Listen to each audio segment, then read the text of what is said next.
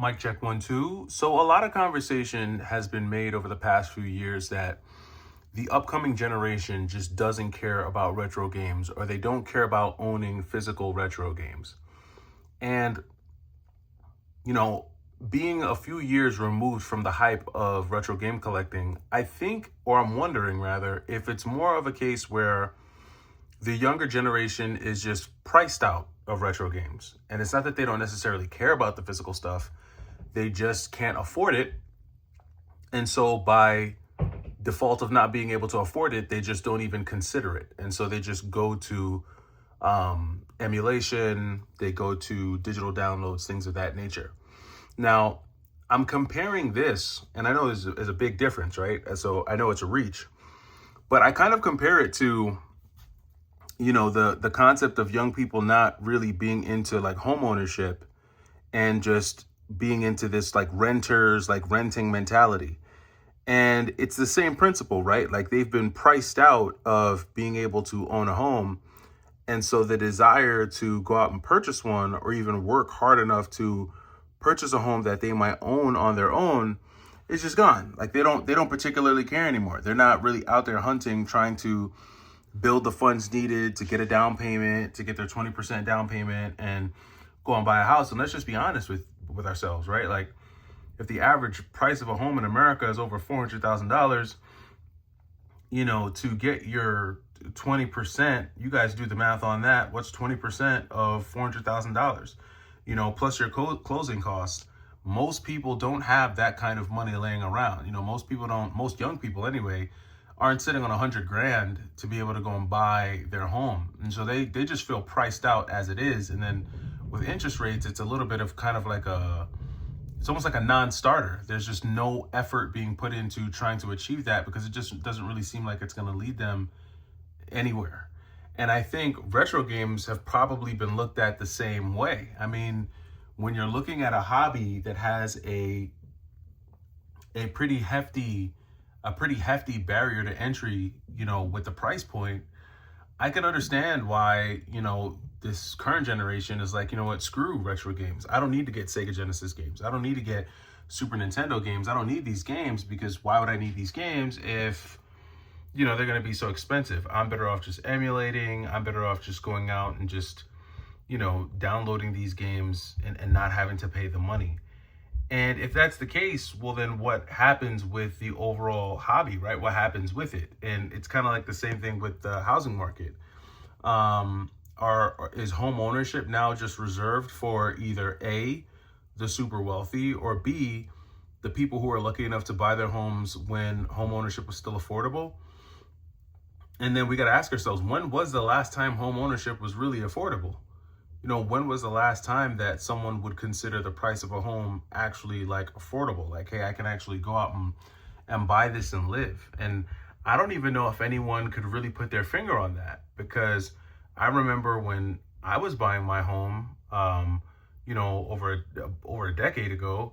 I remember even back then people saying like, wow, these prices are crazy, right? Because if you were around for like 2007, right before like the housing bubble burst, home prices were at like all-time highs back then.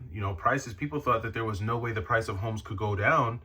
And then boom, the bubble burst in 2008. And then all of a sudden there was this massive price drop in home prices, right? So home prices dropped massively all across the company. I think the national average was, homes lost about 30% of their value on average.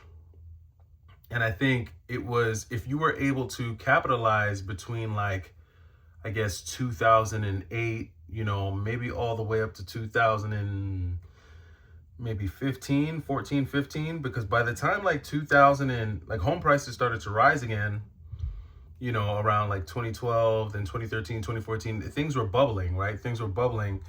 And then once you got to like 2020, that's when prices just exploded because of 2020. And so I haven't seen a bubble burst when it comes to the video game market. There hasn't been we haven't had that 2008 moment in video games since the massive price inflation that we saw in 2020. Like, we saw this massive price inflation, retro games just kind of skyrocketed. And I think a lot of people for the last like 2-3 years have been waiting for that 2008 moment where the bubble pops. And now it looks like there might be an opportunity, for newcomers to enter into the hobby, but that hasn't really happened yet. Now, it's not to say that you can't buy retro games. There's tons of retro games out there that you can buy. But I think for some of the stuff that people really want to get their hands on, maybe some of the more nostalgic stuff, maybe certain Super Nintendo games, it just might be really hard for, collectors or anyone who's wanting to collect these items to get their hands on. And so I think that's why some folks are walking away. And I think that's why some of the younger generation is just saying, we're not interested. You old heads can keep your retro games.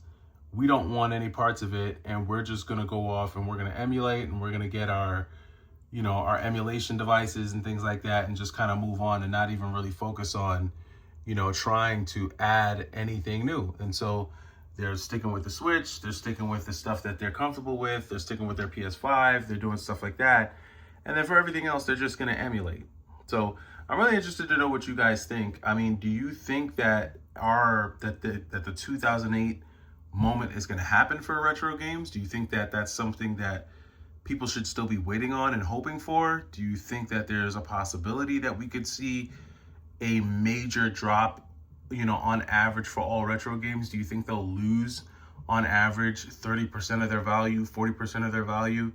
I'm really wondering what that's going to be like, or what's going to happen with that.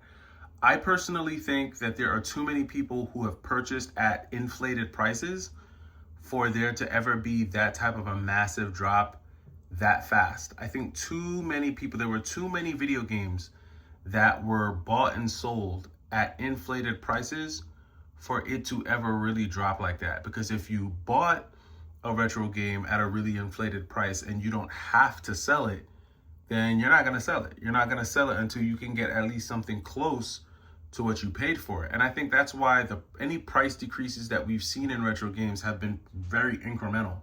They haven't been like a sharp 25, a sharp 30% in one shot.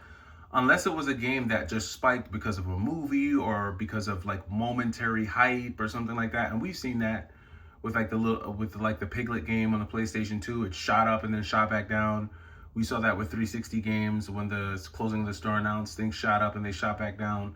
We saw it with the Wolverine and Deadpool games when Deadpool and Wolverine movie came out. Everything shot up and then shot back down. So you're going to have those little outliers and stuff. But overall, I don't think we've seen that yet.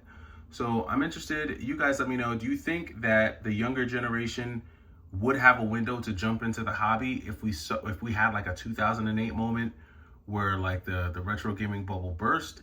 Do you think that the bubble has burst? Do you think it hasn't burst? I'm interested to know what you guys think about this. Let me know in the comments down below. I'll catch you in the next one. It's the Y2K Collector. Take it easy.